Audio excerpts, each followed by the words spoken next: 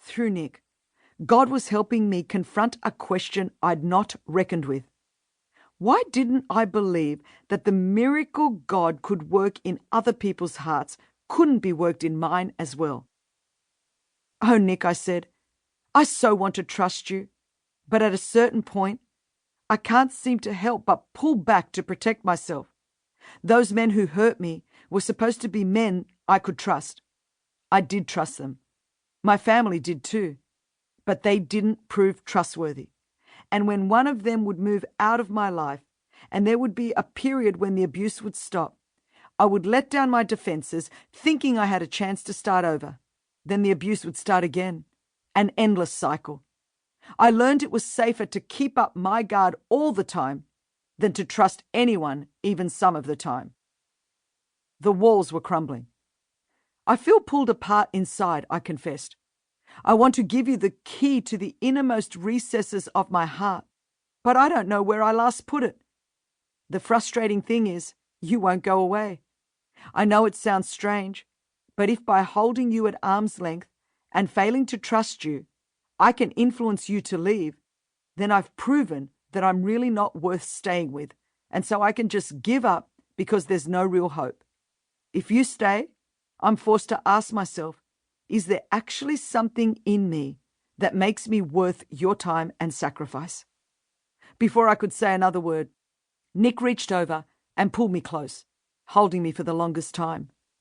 "I'm so sorry that ever happened to you," he eventually said. "I'm just so sorry." I sat there motionless in his arms, utterly drained and tenderly comforted. Does his heart really hurt that much for me? Does he love me so much that he feels a part of my pain? Does he really wish that he could somehow make it all better? He had surprised me after all.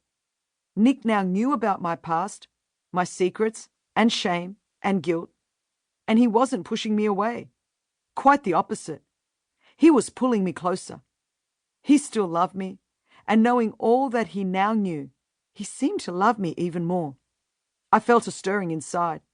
It was my fragmented and wounded heart beginning to flutter with life, starting to be restored in ways I'd never imagined.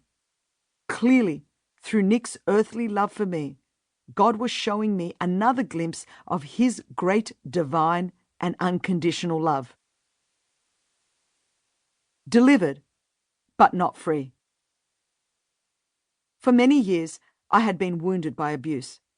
All those years of pain had caused me to seal away a part of my heart and soul in what I thought was a safe, protected place. Though I fiercely craved close relationships, I desperately feared them. I never wanted to be hurt again. I felt as though I were trapped in a relational no man's land with no hope of escape.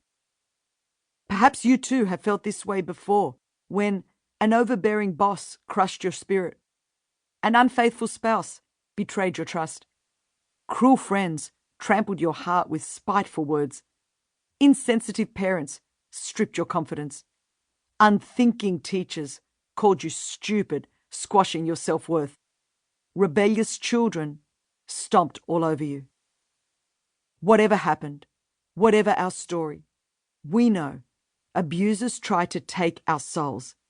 Whatever the source of the attack on our bodies, souls, and spirits, the hurt stings, and the damage goes deep, and the memories can inflict just as much harm again and again.